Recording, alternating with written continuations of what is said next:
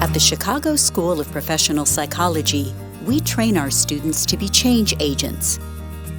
I wanted to spread mental health awareness, but also use my media platform. There's a huge stigma surrounding mental health in minority communities. Mental health professionals who go out into the world prepared to meet the needs of underserved communities.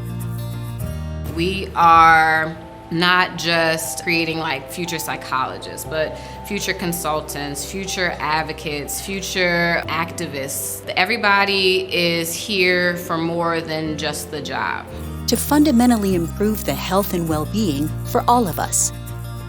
When I'm speaking to adolescents, I realize because of social media, because influencers and celebrities are talking about it, a lot of them actually are really interested in taking care of their mental health.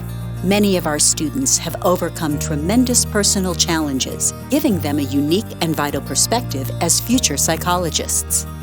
I've witnessed drive-bys, I've seen people get shot, and once all of that kind of happened, I decided I didn't want to be another statistic. I have a unique ability to relate to people. I'm a believer, and I pray a lot, and I feel like God gives us all a purpose. Invest in this new generation of change agents and support quality and accessible health services for all.